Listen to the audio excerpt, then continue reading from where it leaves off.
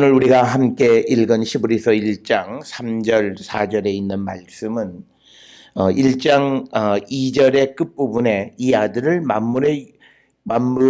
만유의 상속자로 세우시고 또 그로 말미암아 모든 세계를 지으셨느니라. 그리고 3절에 이제 이는 하나님의 영광의 광채이시요 그 본체의 형상이시다. 이렇게 설명함으로써 2절 하반절에서 예수님의 신분이 상속자이시면서 창조자이시다라고 하는 것을 이야기하고, 그 다음에 이제 3절에서의 주제는요, 하나님과 예수님은 하나다라고 하는 거죠.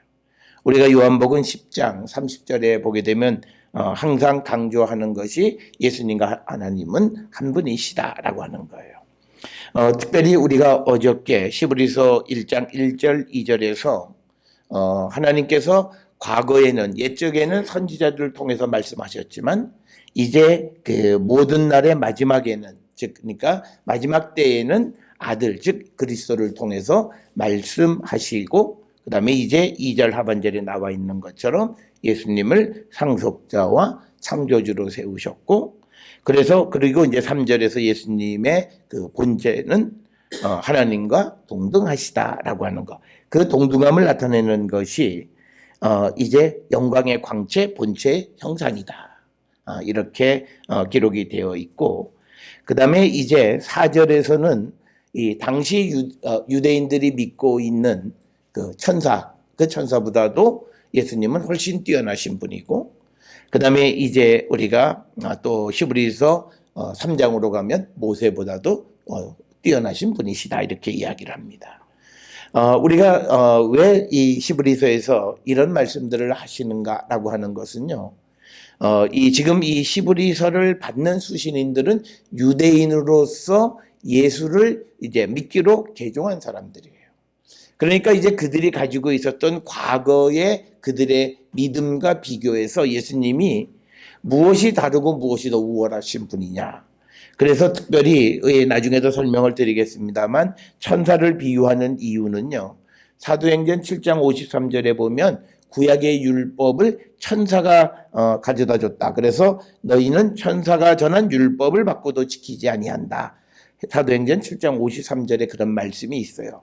그래서 이제 그 구약의 율법과 예수님이 말씀하시는 복음을 비유하기 위해서 이제 예수님이 훨씬 더 천사보다 우월한 분이시다라고 하는 것을 강조하기 위해서 이 유대인들이 가지고 있었던 과거의 신앙과 이제 예수 그리스도를 통해서 믿게 되는 그 신앙 사이의 차이를 설명하는 것. 그래서 이제 그 히브리서 1장 1절 2절에서는 구약의 예언자의 말씀이 하나님의 말씀이었듯이 예수님께서 전하시는 복음의 말씀도 하나님의 말씀이다라고 하는 걸 얘기했고, 그 다음에 이제 이 3절에서는 예수님과 하나님은 한 분이시다라고 하는 것을 이제 오늘 그 3절에서는요, 영광의 광채, 그 다음에 본체의 형상, 그 다음에 만물을 붙들어 죄를 정결하게 하시는 일을 하시고 하나님의 우편에 앉아 계시는 분, 네 가지를 설명합니다. 특별히 오늘 주시는 이 본문의 말씀에서 영광의 광채, 이 말은요, 그 영광을 그대로 반사한 것이다. 리플렉션이다. 이런 뜻이에요. 그러니까 뭐냐면 그놈으로부터 나오는 그 빛을 그대로 반사하시는. 그러니까 뭐 거기에 뭔가를 더 첨가하고 또는 어떤 빛이 줄어들고 한 그런 것이 아니라 하나님께로부터 받았던 그것을 그대로 우리에게 비춰주시는 분이시다라는 의미의 영광의 반사다, 이런 그 표현을 사용을 했고요. 영광의 반사라고 하는 말은 우리말로 번역해서 잘 이해가 쉽게 되지 않는 겁니다. 이것은 그 영광을 그대로 이 반사해서 보내는 분이다라고 하는 것이고요. 그 다음에 또 하나 우리가 오늘 주시는 본문에서 또 우리가 본체의 형상이다. 이 본체의 형상이라고 하는 건 뭐냐면 본체의 본체하고는 본체를 복사한 그대로다라고 하는 거예요. 그러니까 본체 그대로다라고 하는 거예요. 그러니까 예수님과 하나님은 동등하시다라고 하는 표현을 영광이 그대로 예수님에게 있고, 그 다음에 하나님의 이 본체가 그대로 복사되어서 예수께 있는 동일하신 분이시다라고 하는 것을 우리에게 강조하는 표현입니다. 그런데 이제 우리가 그냥 한글로 하나님의 영광의 광채, 또 그 본체의 형상, 그러니까 하나님의 영광을 그대로 가지고 계시고 하나님의 그 본체를 그대로 가지고 계시는 분이 예수님. 그래서 예수님과 하나님은 동등하시다. 그래서 예수님의 지위는 천사나 모세나 누군 피조물과 비교할 바가 아니다라고 하는 것이고, 그래서 그분이 하시는 말씀을 우리는 들어야 되고, 그래서 그분이 본질적으로 하나님과 동등하시기 때문에 우리의 믿음의 대상이 된다라고 하는 것을 설명하는 겁니다. 어쩌면 이 시브리서는요, 이 시브리인으로서 개종한 사람들뿐만 아니라 우리에게도 굉장히 중요한 거예요. 왜냐하면 우리는 내가 종교가 없다가 그다음에 교회를 다니거나 혹은 다른 종교를 믿다가 교회를 다니든지 우리가 기본적으로 가지고 있었던 어떤 개념들, 그러니까 우리가 이런 질문이죠. 왜 우리가 하필 예수 믿어야 돼? 그 질문에 대한 대답이에요. 그리고 또 우리가 흔히 얘기하는 거죠. 뭐 하나님 있고 예수님 있고 뭐 이렇게 복잡해? 그냥 하나님 한 분 하나만 믿든지 예수님을 믿든지 하지 왜 이렇게 복잡해? 라고 하는 것에 대한 대답이라는 거죠. 그래서 우리의 대답이 이 히브리서에서 주어지는 소위 기독론 예수님에 관한 설명으로 우리가 무장이 돼 있어야 우리의 믿음이 흔들리지 않고, 특별히 우리가 거짓 선생들, 즉 우리가 이단들의 유혹에 넘어가지 않을 수 있다. 이단들이 가장 많이 흔드는 건 뭐냐면 예수님에 관한 이야기예요. 그래서 우리가 흔히 통일교, 그러면 그 통일교 교주가 예수님의 형님이다, 뭐 이런 얘기 하는 거예요. 그런데 하여튼 사람들이 거기에 넘어가는 거예요. 그런데 우리가 넘어가지 않기 위해서는 이 히브리서를 우리가 정확하게 이해해야 되는데, 우리 한국교회 성도들이 히브리서 잘 안 봐요. 이유는 너무 어려워요. 표현 자체, 지금 우리가 하나님 영광의 광채도 이건 이게 이 의미가 하나님이 가지신 영광을 그대로 드러내시는 분이다, 이런 의미고, 또 본체의 형상이다, 이건 말은 하나님이 가지신 그 본체를 그대로 복사해서 갖고 계시는 분이 예수님이시다라는 그런 의미인데, 우리가 그냥 설명 없이 들어서 그렇게 이해하기까지는 상당히 어렵다라고 하는 거죠. 그러다 보니까 이 히브리서를 우리가 잘 보지 않게 되고, 그러다 보니까 우리는 기독론이 많이 흔들리게 되어 있고요. 그리고 또 예수님에 대한 생각이 우린 다 부대찌개, 섞어찌개예요. 성경에서 말하는 예수님에 대한 설명 조금에다가 내가 알고 있는 일반적인 종교적 현상에서 알고 있는 신에 대한 생각을 조금 더 결부해서, 그래서 하나님 이런 분이다, 예수님 이런 분이다 가지고 있는 그 생각들이 바르지 않다는 거죠. 그래서 우리가 이 히브리서를 통해서 우리가 예수님 누구이신가를 분명히 우리가 정립해야 되고요. 이제 우리가 이걸 보면요, 왜 요한복음 다음에 히브리서냐, 그 대답이 나와요. 이미 요한복음서에서 예수님은 나와 아버지는 하나이고 나는 내가 내 자의로 한 말이 없고 다 하나님이 하라고 하는 말만 전했다. 그거는 히브리서 1장 2절에 나와 있는 말씀, 마지막 날에 아들을 통해서 하나님께서 말씀하셨다라고 하는 그 모든 것에 대한 그 대답이 바로 이 히브리서 1장 2절에 대한 대답은 요한복음에서 얻을 수 있고요. 또 많은 부분에 우리가 이 히브리서를 이해하기 위해서 우리는 다시 요한복음에서 하신 말씀들을 다시 돌이켜봐서 우리가 그 본문들을 이해해야만 한다. 그래서 우리가 요한복음, 그리고 히브리서, 그 다음에 이제 구원에 관한 확신은 로마서를 다시 한번 우리가 정립해야 이게 예수님과 구원에 관한 개념들을 정확하게 우리가 정립할 수 있다라고 하는 거예요. 그래서 3절에서는 예수님은 하나님의 그 영광 그대로를, 그리고 하나님의 본체 그대로를 가지고 계시는 분이시다라고 하는 것을 이 3절의 앞부분에서 이야기하고 있고요. 2절 그 하반절에 보면 아들을 만물의 상속자로 삼으셨다라고 하는 거죠. 예수님이 이 세상 모든 것의 상속자의 개념으로 설명하는 것은요, 마태복음 21장 38절에 보면 농부들이 그 아들을 보고 서로 말하되 이는 상속자다. 그래서 그 농부가 그 아들을 소장인들에게 보냈을 때 그 소작인들이 그 상속자를 포도원 밖으로 내쫓고 죽이는 이야기. 거기에 보면 상속자라는 표현이 등장하는데 그것은 바로 예수 그리스도가 오늘 시브리서 1장 2절에 나와 있는 만유의 상속자로 세움을 받았다라고 하는 그 말씀과 같은 그런 말씀이 되겠고요. 그 다음에 마태복음 28장 18절에 보면 예수님께서 나와서 말씀하여 이르시되 하늘과 땅의 모든 권세를 내게 주셨다. 그러니까 뭐냐면 오늘 시브리서 1장 2절 하반절에 나온 만유의 상속자로 세우셨다라고 하는 그 말, 모든 세상의 것에 대한 권세를 예수님이 가지고 계시다라고 하는 그 말도 결국은 마태복음 우리가 28장 18절을 통해서도 분명히 알 수 있고요.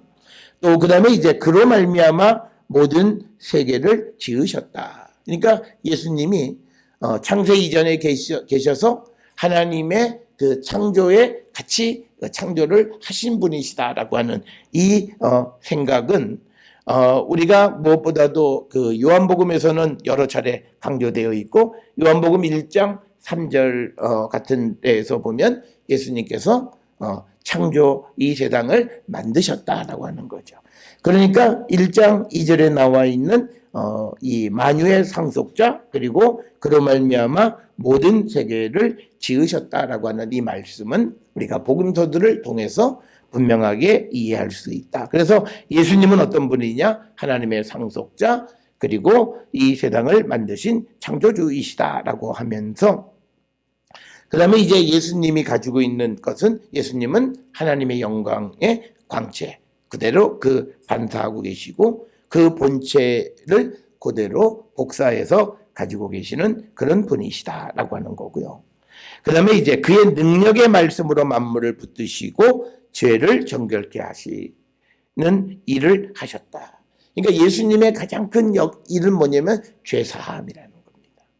그러니까 우리가 예수님을 통해서 우리가 정결해지는 것, 죄를 용서받는 것이 굉장히 중요한 일이고 예수님이 이 땅에 오신 것에 가장 중요한 것은 이 죄사함인데 그런데 어떻게 죄를 사해 주셨냐? 그의 능력의 말씀으로 만물을 붙드시고 죄를 정결케 하셨다는 거예요. 이 말은 우리가 예수께서 하시는 그 복음의 말씀을 듣고 순종할 때 우리의 죄사함이 우리가 죄가 용서함을 받을 수 있다는 거예요. 우리는 말로 모든 것이 다 해결되어지는 줄 알아요. 그런데 성경은 철저하게 특히 죄 문제는요.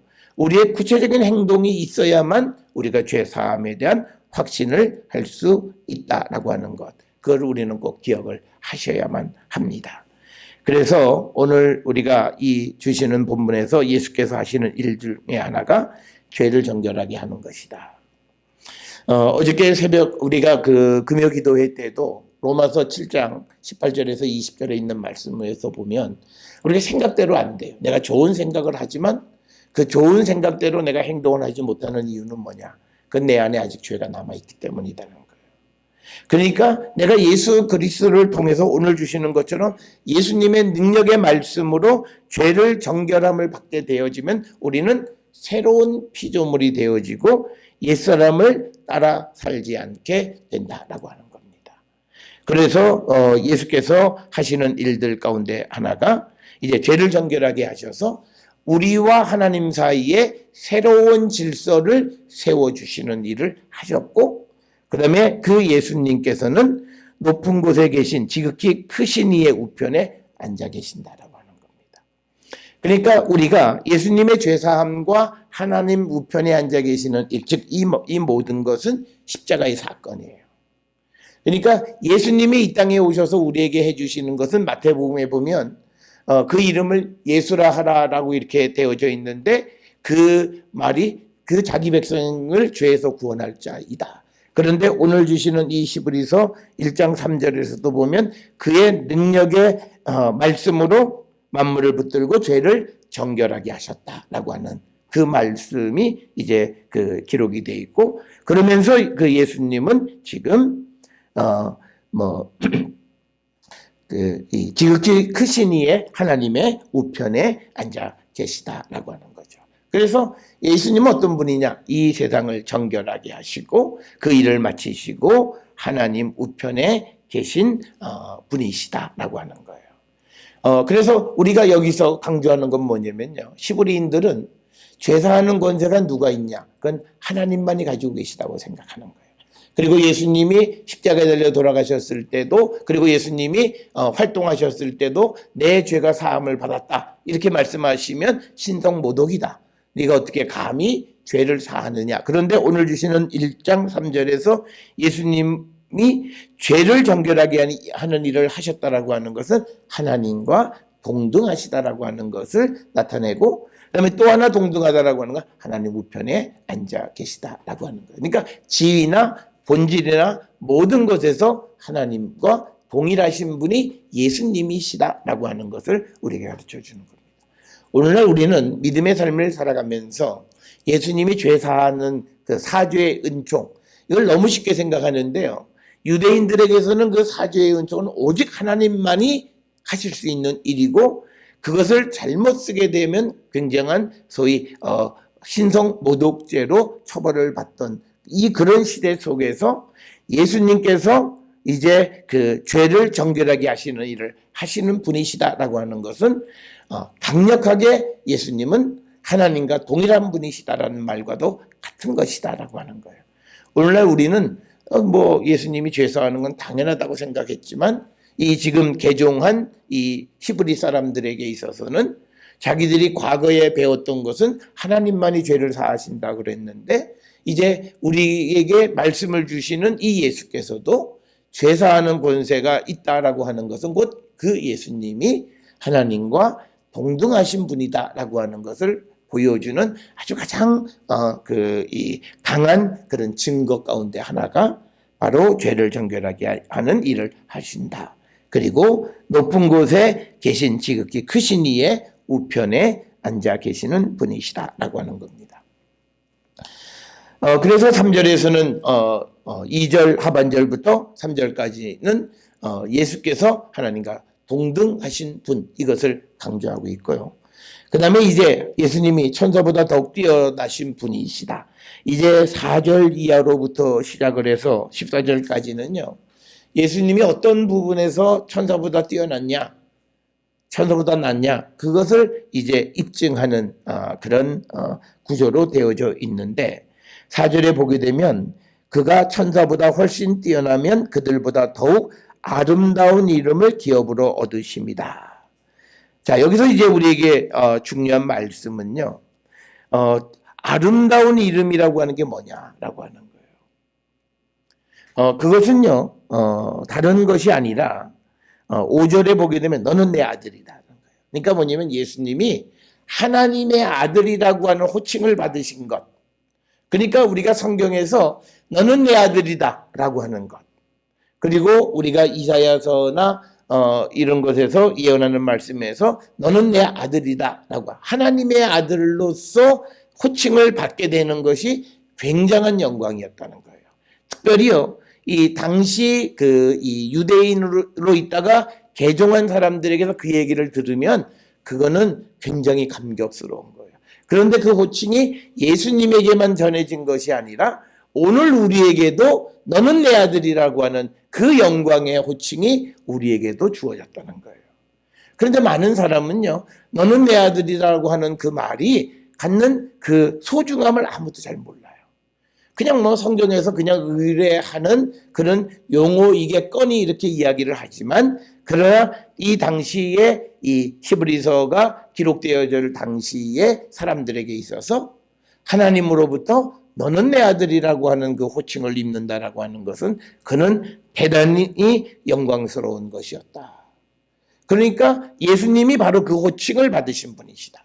그래서 우리가 요한복음에서 강조하는 것, 그리고 또 복음서 4권에서 강조하는 게 예수님이 세례를 받으신 후에 물 위로 올라오셨을 때 성령이 임하시면서 이는 내 사랑하는 아들이다. 그 아들이라고 하는 그 호칭이 이 히브리서 1장 4절을 보게 되면 아름다운 이름을 기업으로 받은 것이다. 그래서 이것이 이 세상에 어느 것과도 비교할 수 없는 그런 존귀함을 나타내는데요.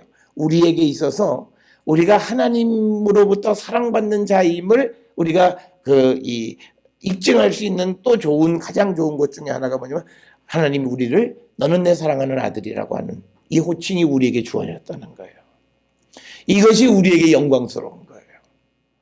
그래서 우리가 복음성이나 또는 성경 구절을 읽을 때 이는 내 사랑하는 아들 이런 말에 대해서 우리가 별로 의미 없이 받아들여지는데 그게 아니라 이 말이 지니고 있는 의미는 대단했다라고 하는 겁니다. 특히 개종한 이 히브리인들에게는 대단한 호칭이었다라고 하는 겁니다. 그래서 천사보다 훨씬 더 뛰어나는데 천사는 너는 내 사랑하는 아들이라는 이름을 받지 못한 거예요.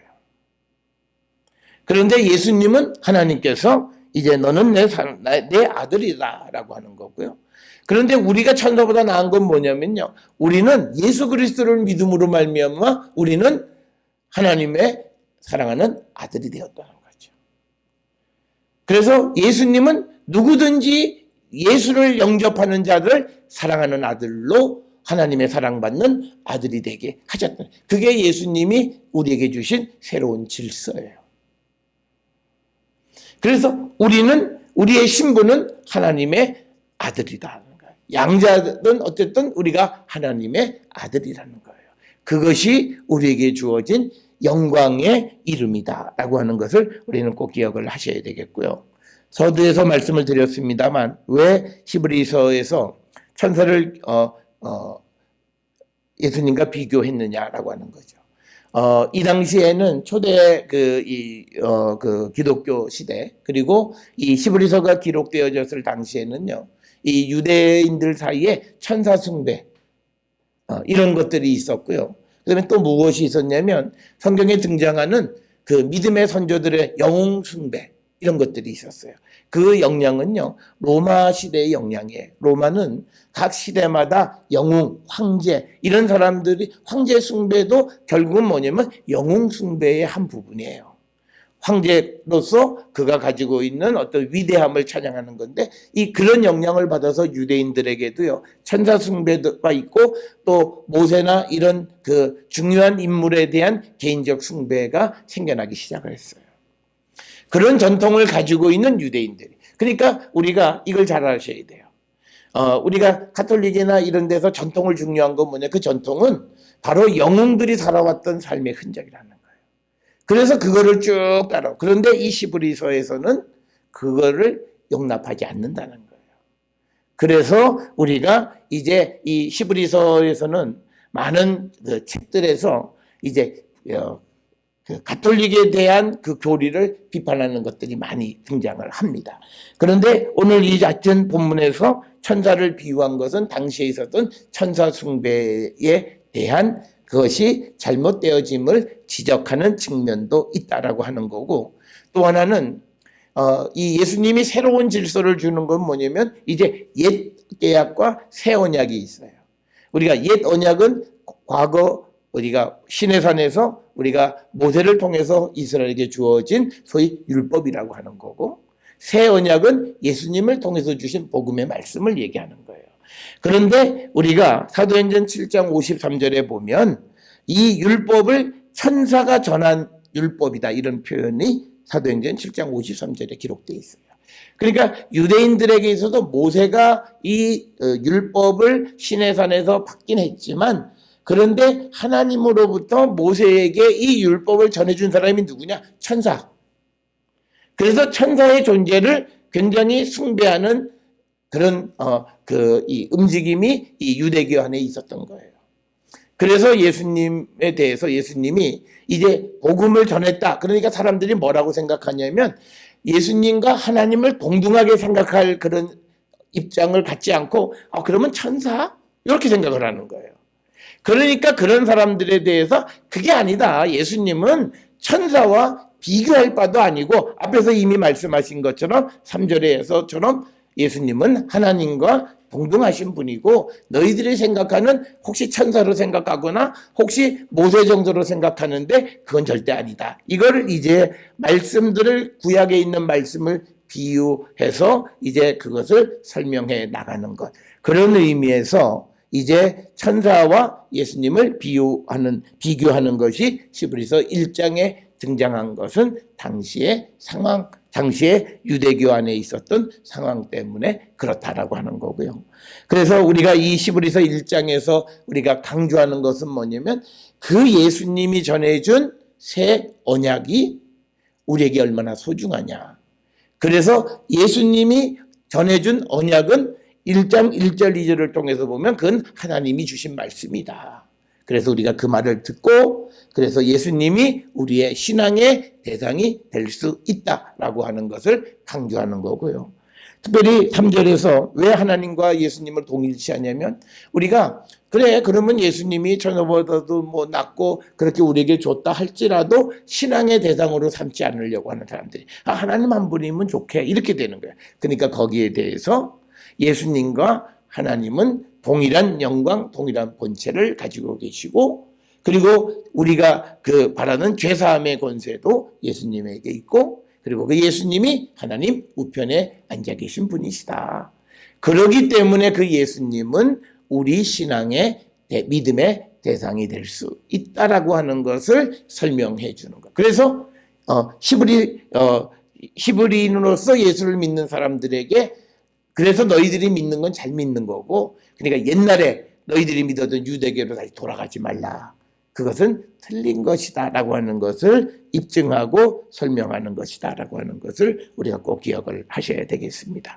그래서 오늘 4절에 보게 되면 아름다운 이름을 기업으로 얻으심이 그것이 천사보다 뛰어났다. 그러니까 어떤 호칭으로 불리냐는 거예요. 그래서 우리가 꼭 기억하셔야 되는 게 있어요. 우리가 천국 시민 하나님의 아들이 되어졌다라고 하는 것은요. 우리에게 있어서 첫 번째로 우리가 자랑할 수 있는 거예요. 그러니까 뭐냐면 넌 누구냐? 일단 나는 하나님의 아들이고 이렇게 시작해야 되는 거예요. 그게 우리의 아주 자존감이 있다라고 하는 거. 그래서 우리가 하나님의 아들로서 우리가 이 땅을 살아가는 그것이 우리가 세상과 다른 거예요. 세상의 어떤 천사와도 다르고 세상의 어떤 질서와도 우리가 다르고 그래서 우리는 이 세상에 대해서 우리가 비굴할 필요도 없고 이 세상이 어떤 생각을 한다 할지라도 우리가 그것을 염려할 필요가 없다라고 하는 것. 그래서 우리가 예수님이 천사들보다 더 아름다운 이름을 가진 것은 이제 우리가 다음 시간에 보는 5절 이하에 보면 특별히 5절에 너는 내 아들이다 라고 하는 그 하나님의 아들이 되어진 그 호칭, 이름 그것이 우리가 이 세상에 믿지 않는 자들보다 우리가 능력 있는 건 바로 이거예요. 내가 하나님의 아들이라는 거예요. 내가 예수 그리스도를 믿음으로 내가 하나님의 자녀가 됐고 하나님의 아들이 되어졌다라고 하는 것이 이것이 우리의 능력이고 그래서 우리가 세상의 그 어떤 사람들과 가장 다르다라고 하는 것은 하나님의 아들. 그래서 우리가 빛의 자녀로서 세상을 살아가는 것. 이게 우리의 능력이고 이것이 우리의 가장 영광스러운 것이다 라고 하는 것. 그래서 이제는요. 우리가 내가 하나님의 자녀임을 당당하게 우리가 드러낼 수 있어야 돼요.